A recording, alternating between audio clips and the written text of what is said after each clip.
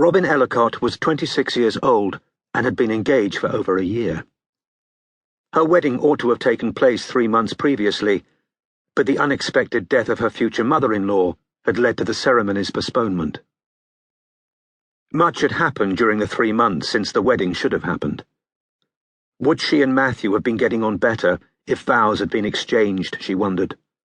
Would they be arguing less if a golden band was sitting beneath the sapphire engagement ring that had become a little loose on her finger? Fighting her way through the rubble on Tottenham Court Road on Monday morning, Robin mentally relived the argument of the previous day. The seeds had been sown before they had even left the house for the rugby.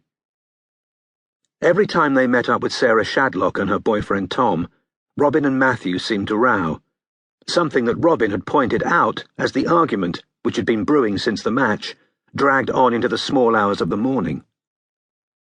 Sarah was shit-stirring, for God's sake. Can't you see it? She was the one asking all about him, going on and on. I didn't start it. The everlasting roadworks around Tottenham Court Road station had obstructed Robin's walk to work ever since she had started at the private detective agency in Denmark Street. Her mood was not improved by tripping on a large chunk of rubble. She staggered a few steps before recovering her balance. A barrage of wolf whistles and lewd remarks issued from a deep chasm in the road full of men in hard hats and fluorescent jackets. Shaking long strawberry blonde hair out of her eyes, red in the face, she ignored them, her thoughts returning irresistibly to Sarah Shadlock and her sly, persistent questions about Robin's boss. He is strangely attractive, isn't he? Bit beaten up looking, but I've never minded that. Is he sexy in the flesh? He's a big guy, isn't he? Robin had seen Matthew's jaw tightening as she tried to return cool, indifferent answers. Is it just the two of you in the office? Is it really? Nobody else at all? Bitch, thought Robin, whose habitual good nature had never stretched to Sarah Shadlock. She knew exactly what she was doing. Is it true he was decorated in Afghanistan? Is it? Wow! So we're talking a war hero, too. Robin had tried her hardest to shut down Sarah's one-woman chorus of appreciation for Cormoran Strike, but to no avail. A coolness had crept into Matthew's manner towards his fiancée by the end of the match. His displeasure had not prevented him bantering and laughing with Sarah on the journey back from Vicarage Road, though, and Tom, whom Robin found boring and obtuse, had chortled away, oblivious to any undercurrents.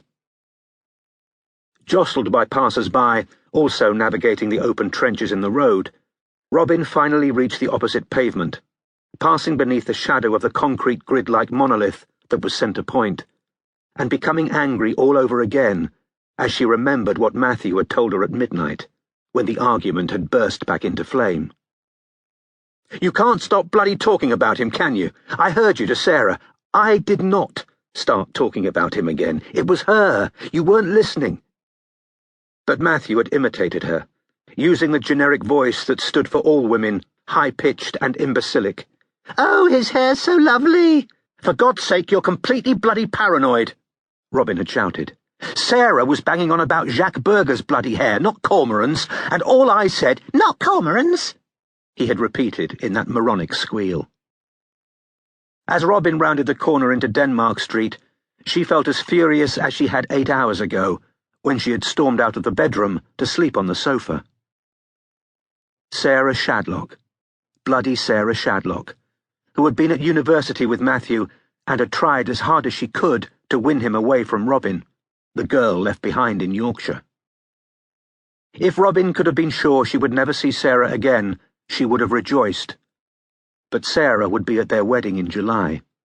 Sarah would doubtless continue to plague their married life, and perhaps one day she would try to worm her way into Robin's office to meet Strike, if her interest was genuine and not merely a means of sowing discord between Robin and Matthew.